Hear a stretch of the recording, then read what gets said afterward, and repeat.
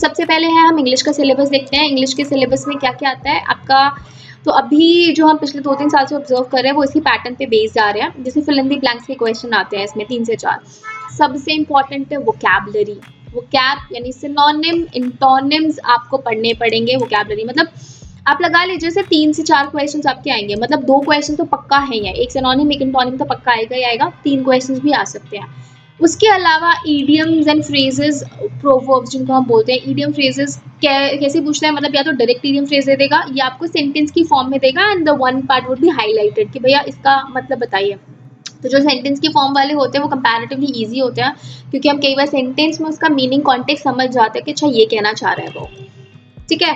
तो idiom phrases आपके आएंगे 2 से 3 लगा लीजिए। स्पेलिंग्स आपकी आ भी सकती है, नहीं भी आ सकती हैं, बट जो हम पढ़ रहे हैं उसमें स्पेलिंग तो पता होनी चाहिए, ठीक है।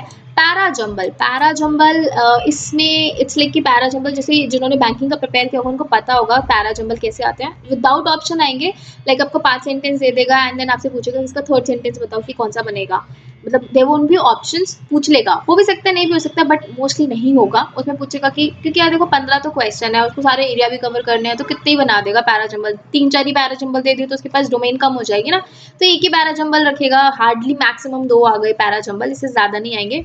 पूछेगा थर्ड सेंटेंस कौन सा है, फोर्थ सेंटेंस कौन सा है इसका, ठीक है। तो इस तरीके के पैराजंबल पूछा जाएगा। तो अगर आपने कैट के लिए प्रिपेयर किया है तो आप एक्लेमेटाइज हो गए, आपको पता होगा पैराजंबल कैसे सॉल्व करते हैं, तो कुछ ज्यादा डिफिकल्टी वाली बात नहीं है।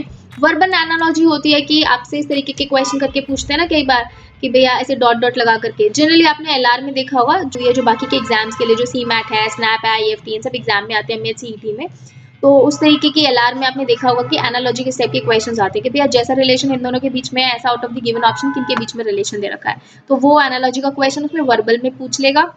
Again this is nothing but based on your vocab stuff है ये, ठीक है। तो वोकैब में आप ये वाले भी कह सकते हो, ये वाले भी कह सकते हो। Grammar, this is very important. Grammar, grammar में यानी जैसे रूल्स होते हैं एरर करेक्शन से, जो हमारे सब्जेक्ट वर्ब एग्रीमेंट के रूल हो गए, नाउन के रूल हो गए, ठीक है, प्रोनाउन के रूल हो गए हैं, तो बेसिक जो आपके रूल्स हैं वो you should know.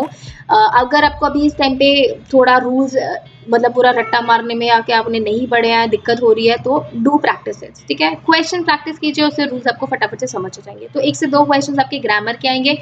This is also very important, parts of speech and figure of speech. Parts of speech होती है जैसे कि आपसे पूछेगा कि बताओ कि भैया ये हाईलाइटेड पार्ट नाउन है, वर्ब है, प्रोनाउन है, क्या है, एडजेक्टिव है, एडवर्ब है। हम कभी मतलब तुक्के से तो हम बता देते हैं, लेकिन इतना बहुत अच्छे से अपने को नहीं मालूम होता, तो उसके लिए आप अब से स्टार्ट कर दीजिए, ठीक है। क्या कर सकते हैं हम, देखो 1 दिन में तो 2 दिन में तो ऐसा नहीं है कि आप इस सबको बहुत अच्छे से पढ़ लेंगे, ये तो over a period of time चीज़ें इंप्रूव होती है, ठीक है। बट अब कभी भी आप कोई भी अगर आप वर्ड पढ़ रहे हैं तो उसमें फोकस कीजिए कि अच्छा ये जो वर्ड है ये वर्ब है कि नाउन है कि क्या है, या किसी वर्ड को गूगल करते हो तो गूगल में भी आपको वहाँ पे बताता है कि वर्ब है, नाउन है, एडजेक्टिव है, इसका कॉन्टेक्स्ट कैसे यूज होगा, प्लस ये कौन सी कहाँ से ओरिजिन से आया है, ये सब चीज़ें उसमें मेंशन होती है जब भी आप किसी वर्ड को गूगल करते हैं, ठीक है। तो थोड़ा सा कॉन्शियसली कीजिए, कोई वर्ड पढ़ रहे हैं तो काफ़ी आप ऐसे निकाल लेंगे, इतना कोई डिफिकल्ट नहीं है। फिगर ऑफ स्पीच होती है जैसे कि पूछता है कि सिमिली है कि मेटाफर है कि एनाफोर है कि ऑक्सीमोरॉन है कि क्या है, ये चीज़ पूछता है फिगर ऑफ स्पीच में।